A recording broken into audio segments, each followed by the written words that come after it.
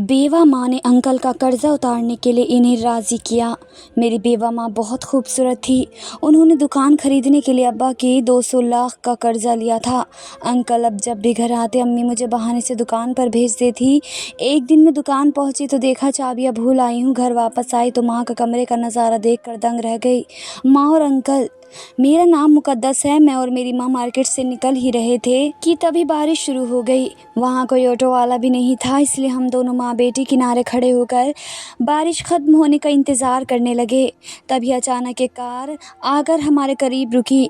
शीशे को नीचे करके इसमें बैठे हुए आदमी ने जब हमसे कुछ कहना चाहा तभी बारिश के शोर में इसकी आवाज़ ठीक से हमारे कानों तक नहीं पहुँच पाई, लेकिन हम इतना तो समझ गए थे कि वह आदमी हमसे गाड़ी में बैठने के लिए बोल रहा था।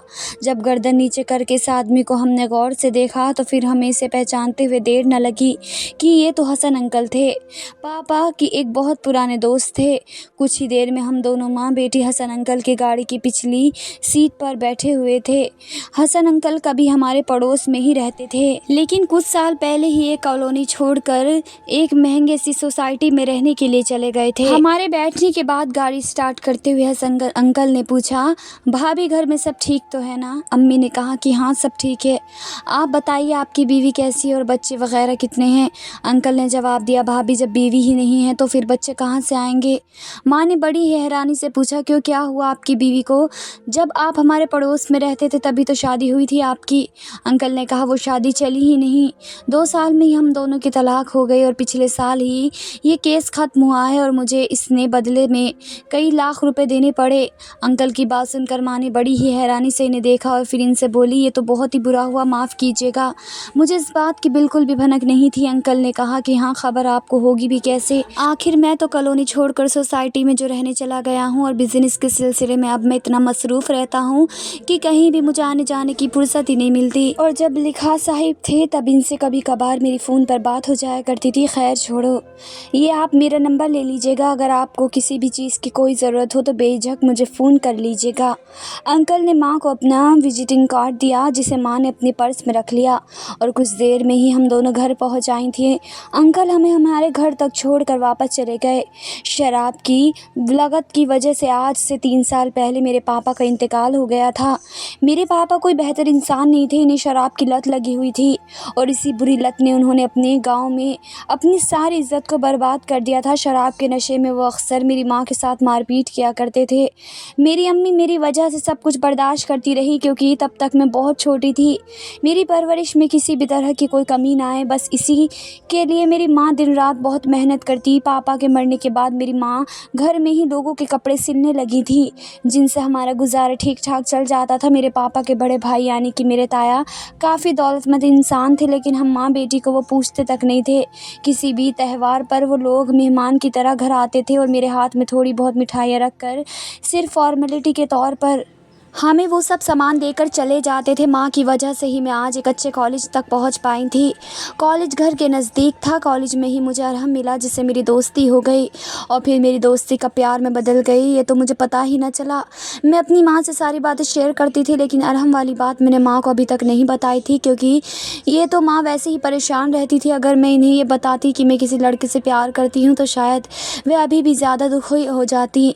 मेरी कॉलेज की छुट्टियाँ थी, इसलिए अब मैं पूरे दिन घर में ही रहती थी और माँ के काम में थोड़ा बहुत हाथ बटा दिया करती थी।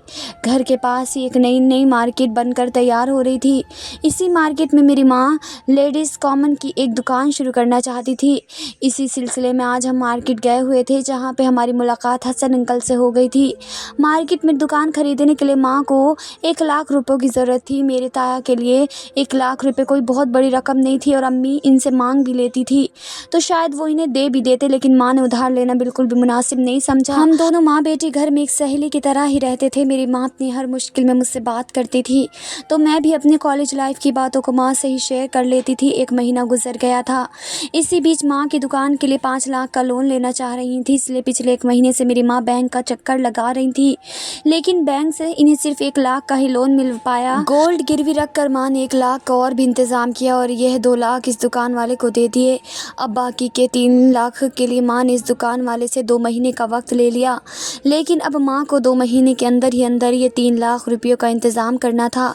सुबह उठकर मैं अपनी पढ़ाई में मशगूल हो गई और माँ किचन में सुबह खाना बनाने के बाद झाड़ू भी लगा रही थी।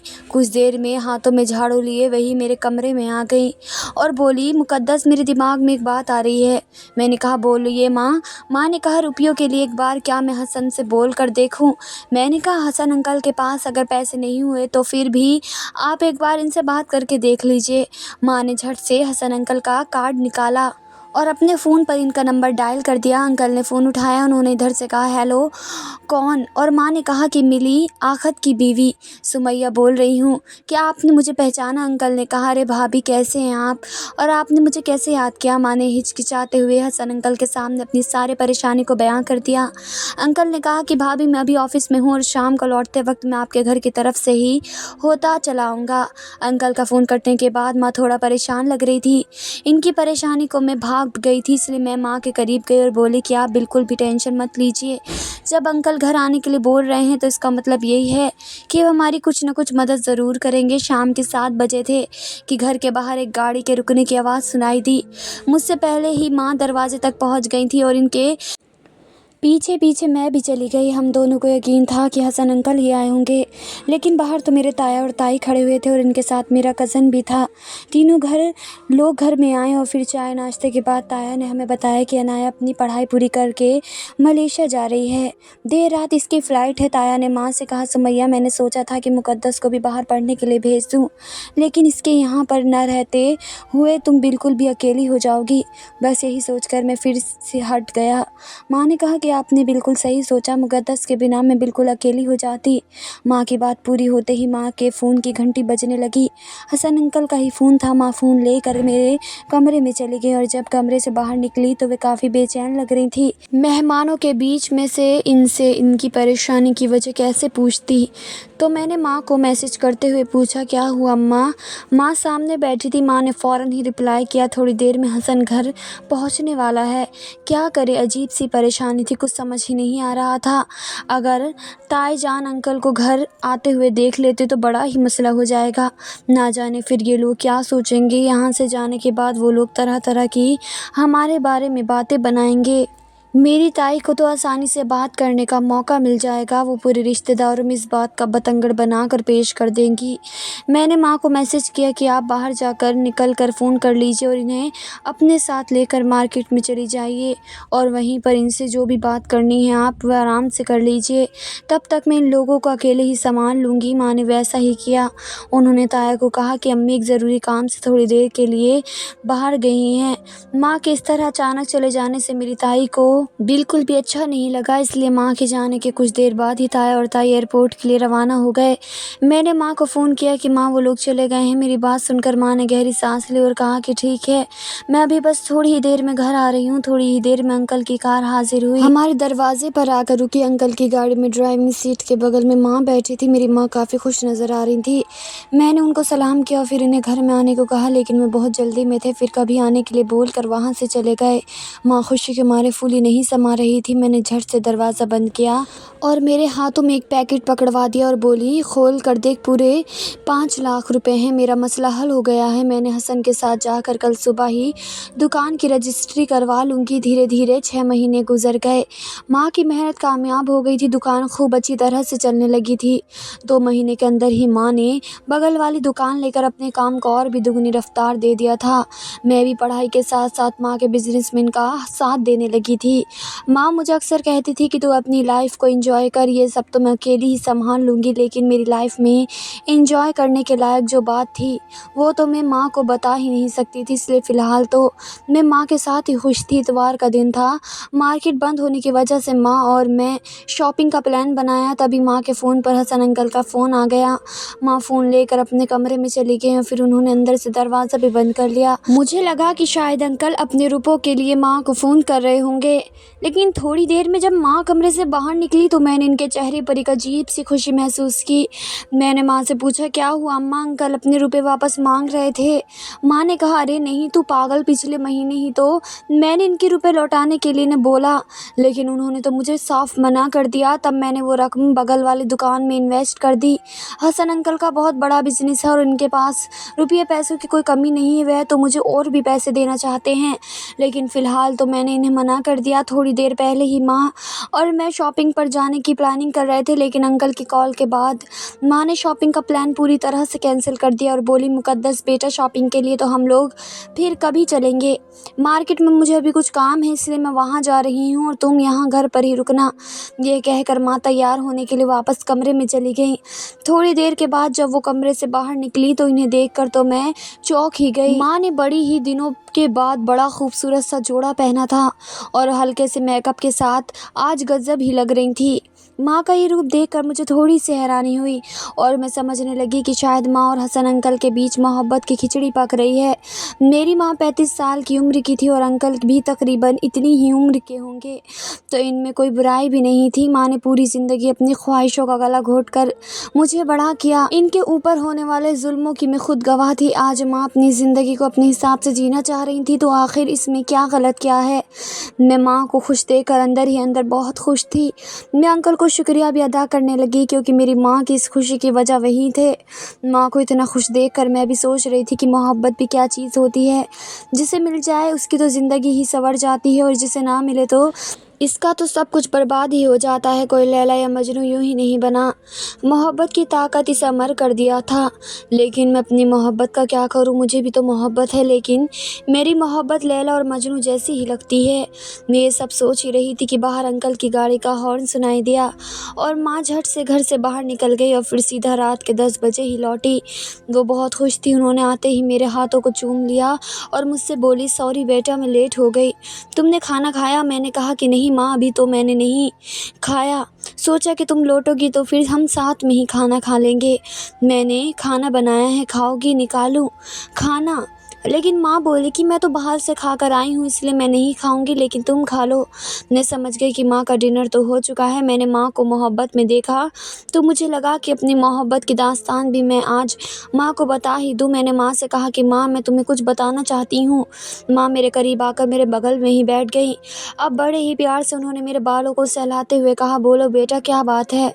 मैं बोली, माँ, मैं एक लड़के से प्यार करती हूँ और वो भी मुझे बेइंतहा प्यार करता है। मैं अब तक आपसे ये बात छुपाती रही क्योंकि अब तक मेरे अलावा आपका कोई भी नहीं था। मैं ज़िंदगी में पहली बार आपको इतना खुश देख रही हूँ। मेरी बातों से माँ का खूबसूरत चेहरा और भी ज़्यादा खिल गया था। फिर वो बोली कि अच्छा, ज़्यादा मुझे मक्खन मत लगा और ये बता कि लड़का करता क्या है? मैं बोली कि मैं जिस लड़के से प्यार करती हूँ इसका नाम अरहम है। वो अभी मजिस्ट्रेट की तैयारी कर रहा है और यही गली में ही रहता है। मेरी बात सुनकर माँ ने कहा, सच्ची? मोहब्बत कभी भी किसी डायरेक्ट की मोहताज नहीं होती और इसमें ना कोई ऊंच नीच होती है। सच्ची मोहब्बत को कभी कोई नहीं रोक सकता। बात तूने अब तक मुझे क्यों नहीं बताई? चल अभी के अभी मेरी बात को अरहम से करा। माँ के कहने पर मैंने फ़ौरन ही अरहम को फ़ोन लगा दिया। इसे बता दिया कि आज मैंने माँ को तुम्हारे और मेरे रिश्ते के बारे में सब कुछ बता दिया है और इसलिए मैं अब तुमसे बात करना चाहती हूँ। थोड़ी ही देर के बाद मैंने माँ को फ़ोन पकड़ा दिया और फिर इनसे कहा कि आप अरहम से बात कर लो। माँ ने अरहम से बहुत लंबी चौड़ी बात की। माँ ने इससे इसके घर वालों से लेकर इसकी पढ़ाई और इसकी फ्यूचर को लेकर भी सारे सवाल कर डाले। फ़ोन रखने के बाद माँ बहुत खुश थी। बोली कि मुकद्दस, मुझे तेरी पसंद पर नाज है बेटा। अरहम एक बहुत ही अच्छा इंसान है और देखना एक दिन वह बहुत बड़ा जज बनेगा। मेरे दिल पर जो बोझ था वो उतर गया और अब मैं माँ की तरह ख्वाबों की हसीन दुनिया में उम्मीदों के पंख लगा कर उड़ने लगी थी। अपना काम से फ्री हो लेने के बाद ज़्यादातर वक्त माँ का साथ ही गुजारता था। माँ घर में रहती तो भी हसन अंकल के ख्यालों में ही डूबी सी रहती। हर वक्त मुझसे अंकल की ही बातें करती रहती और हर वक्त मिलते ही अंकल से फ़ोन पर लग जाती थी। जल्दी ही माँ ने गाड़ी भी ले ली। मैं हैरान थी कि माँ ने इतनी जल्दी ड्राइविंग आखिर कैसे सीख ली। माँ ने मुझे भी ड्राइविंग सिखा दी। अब तो हम दोनों माँ बेटी अपनी ही गाड़ी से ही शॉपिंग करने जाते और अपनी शॉप पर भी जाते और कभी कभी दिल करता तो कार को लेकर कहीं भी निकल जाते और दो सहेलियों की तरह हम खूब मस्ती करते। सुबह के 8 बजे तक माँ अपनी कार से शॉप पर जाने के लिए मार्केट निकल जाती। अक्सर मैं आराम से ही पहुँच पहुंचती, ये कभी कभी नहीं भी पहुंचती। मेरे ना जाने पर भी माँ ये सब कुछ अच्छे से हैंडल कर लेती। कहती हैं कि इश्क छुपाए नहीं छुपता। मेरे ताया इसी सोसाइटी में रहते थे जिसमें हसन अंकल का घर था। माँ और अंकल के बीच पक रही मोहब्बत के पुलाव की सुगंध मेरे ताए तक पहुंच चुकी थी। सुबह जब मैं बाथरूम में थी कि तभी माँ की आवाज़ आई, मुकद्दस बेटा मैं शॉप के लिए निकल रही हूँ, तुम्हारा दिल करे तो तुम आराम से दुकान पर पहुँच जाना। मैं सोच रही थी कि आज मैं शॉप पर ना जाकर अरहम से मिलने जाऊँगी और माँ के निकलने का मैं इंतज़ार करूँगी ताकि इनके जाने के बाद मैं भी सज संवर कर घर से निकल सकूं। मैं कमरे में ही थी कि तभी माँ मेरे कमरे में आ गई और बोली, मुकद्दस बेटा ये काम करो, आज तुम ही शॉप पर चली जाओ और लंच में आओ तो तुम घर पर ही रह जाना और मैं फिर वापस शॉप पर चली जाऊंगी। मैंने कहा ठीक है माँ, लेकिन अभी तो तुम शॉप पर जाने को तैयार थी, अब अचानक से तुम्हें क्या हो गया? तो माँ बोली कि दरअसल मुझे कोई ज़रूरी काम याद आ गया है, इसलिए मैं अभी नहीं जा सकती। मैंने गाड़ी निकाली और मैं दुकान की तरफ निकल पड़ी, लेकिन जब मैं दुकान पर पहुँची तब मुझे याद आया कि मैं शॉप की चाबियाँ तो लाना ही भूल गई हूँ। शॉप से घर की दूरी सिर्फ 5 किलोमीटर की ही थी। मैंने फिर से गाड़ी स्टार्ट की और घर के लिए निकल पड़ी। घर पहुँची तो देखा कि घर के बाहर हसन अंकल की गाड़ी खड़ी हुई थी। मैं माँ के इस ज़रूरी काम को अब अच्छी तरह से समझ गई थी। मैंने इन लोगों का डिस्टर्ब करना बिल्कुल भी ठीक नहीं समझा, लेकिन शॉप की चाबियाँ लेना भी बहुत ज़रूरी था। मैं घर से बाहर से ही माँ को फ़ोन लगाने लगी और फिर मैंने इनसे कहा कि मैं चाबियाँ घर पर ही भूल आई हूँ। मेरी पूरी बात सुने बिना ही माँ ने मुझे कहा कि बेटा तुम अभी घर पर मत आना, मैं ज़रूरी काम से बाहर आई हुई हूँ। और मैं फिर से शॉप पर पहुँच गई और माँ के ज़रूरी काम से फ्री होने का इंतज़ार करने लगी। आधे घंटे में माँ शॉप पर पहुँच गई। मैंने माँ से कहा कि आज तुम दुकान संभालो, अब मैं जा रही हूँ। माँ बोली कि तुम कहाँ जा रही हो? मैंने कहा कि मुझे भी बहुत ज़रूरी काम है और फिर मैं पहुँच गई अरहम की फ़्लैट पर। शाम को जब मैं घर पहुँची तो फ्रेश होकर रात के खाने की तैयारियों में जुट गई कि तभी हमारे दरवाजे की घंटी बजी। ताया और ताई आए हुए थे। दोनों ही लोग सोफ़े पर बैठ गए और मैंने दोनों को गिलास में पानी दिया और बोली कि मैं इनके लिए चाय बना कर लाती हूँ। ताई बोली कि नहीं बेटा, चाय की कोई ज़रूरत नहीं है, तुम बस यहाँ आओ और मेरे पास बैठो क्योंकि मुझे आज तुमसे कुछ बात करनी है। ताई ने मुझे अपने बगल में ही बिठा लिया और बोली, देखो मुकद्दस, अक्सर बच्चे बिगड़ते हैं तो उनकी शिकायत इनके माँ बाप से की जाती है, लेकिन जब माँ बाप ही बिगड़ जाते हैं तो फिर इनकी शिकायत किसी से की जाए क्या इनके बच्चों से की जाए? देखो ना कैसा ज़माना आ गया है बेटा, तुम तो समझदार हो इसलिए मैं ये बात तुम्हें समझा रही हूँ। तुम अपनी माँ को कंट्रोल करो क्योंकि इनकी वजह से सोसाइटी में हमारी बहुत नाक कट रही है। मैंने कहा क्यों, ऐसा क्या कर दिया मेरी माँ ने? ताई ने कहा, अरे हमारी सोसाइटी के रहने वाले हसन के साथ तेरी माँ आजकल खुलेआम घूम रही है और तू पूछ रही है कि ऐसा क्या किया तेरी माँ ने? पानी तो अब सर से ऊपर से गुजर गया है। तब जाकर हम दोनों ने ये फैसला किया कि तेरे कानों तक हम ये बात पहुँचाएँ। तेरी माँ को मैंने फ़ोन भी किया था, वो तो शॉप पर ही थी और इसी ने बताया कि तू इस वक्त घर पर है, इसलिए फिर हम सीधे तेरे पास ही चला है। ताई और ताया ने काफ़ी देर तक मुझे समझाने की कोशिश की और मुझे तरह तरह की बातें बताई और इसके बाद वो लोग चले गए। इनके जाते ही मैंने माँ को फ़ोन किया। माँ घर आई तो मैंने इन्हें पूरी बात बता दी। वो मुझे कुछ भी नहीं बोली और चुपचाप अपने कमरे में चली गई। अगले दिन सुबह उठकर मैंने माँ से कहा कि माँ, मैं आपके साथ हूँ, आपने कुछ भी गलत नहीं किया, इसलिए आपको किसी की भी परवाह करने की कोई ज़रूरत नहीं है। जब हम मुसीबत में थे तब इन लोगों को हमारी कोई भी फ़िक्र नहीं थी, लेकिन अब ये हमारी वजह से इनकी नाक कट रही है। इसलिए माँ आज जो भी कर रही हैं वे सही कर रही हैं, आप बिल्कुल भी फ़िक्र मत करें। सुबह हो चुकी थी और माँ को उदास देखकर मैंने माँ को हौसला देने की बहुत कोशिश की, लेकिन माँ टूट चुकी थी। कल से इनके चेहरे का रंग पूरी तरह से गायब था। मेरी माँ फिर से वही पुरानी माँ जैसी लगने लगी थी जो कभी गमों की बोझ तले दबी हुई थी। कुछ दिन गुजरे तो मैंने महसूस किया कि माँ ने अब हसन अंकल से दूरियां बना ली थी। मैंने माँ से कई बार बात करने की कोशिश की, लेकिन मैं इस बारे में अब कोई भी बात करना ही नहीं चाहती थी और बार बार मुझे भी डांट देती थी। मैंने फ़ोन पर अगर अरहम का कॉल भी आता तो माँ को अब अच्छा नहीं लगता था। कुछ वक्त पहले तक जिस माँ को मोहब्बत से मोहब्बत हो गई थी, वही माँ मोहब्बत पर बड़ी ही नफ़रत की नज़र से देखने लगी थी। माँ पूरी तरह से बदल चुकी थी। इनका हंसना बोलना वो तो सब अब गुज़रे ज़माने की बात हो गई थी। मैं अपनी माँ को इस रूप में नहीं देख सकती थी। मैंने भी सोच लिया था कि अब मुझे क्या करना है। एक दिन माँ की शॉप पर चले जाने के बाद मैंने अंकल को फ़ोन लगाया और मैं इनसे माँ के हाल की बात करने लगी। उन्होंने मुझे बताया कि सुमैया के 3 लाख रुपए लौटा चुकी है और बातचीत भी बंद कर दी है। अब इनका बिल्कुल भी फ़ोन नहीं उठाती है और ना ही कभी फ़ोन करती है। अंकल की बातें सुनकर मुझे गहरा दुख हुआ। मैंने इनसे सीधा सवाल किया कि अंकल क्या आप सच एक बात मुझे बताइएगा, आप मेरी माँ से प्यार करते हैं? इस सवाल पर अंकल खामोश हो गए। मैंने फिर से पूछा, आप बताएं कि आप क्या चाहते हैं अंकल? क्या आप मेरी माँ से शादी करने की हिम्मत रखते हैं? अंकल ने जवाब दिया कि हाँ, मैं सुमैया से शादी करना चाहता हूँ, लेकिन पिछले कुछ दिनों से सुमैया पूरी तरह से बदल चुकी है। एक दिन सुमैया मेरी सोसाइटी में मेरे साथ ही थी और हमें आपके ताए ने देख लिया। फिर उन्होंने मेरी सोसाइटी में इस बात को बतंगड़ बनाकर पेश किया। दोस्तों, इस स्टोरी का फर्स्ट पार्ट है। सेकंड पार्ट के लिए हमारे चैनल को सब्सक्राइब करें। अल्लाह हाफिज़।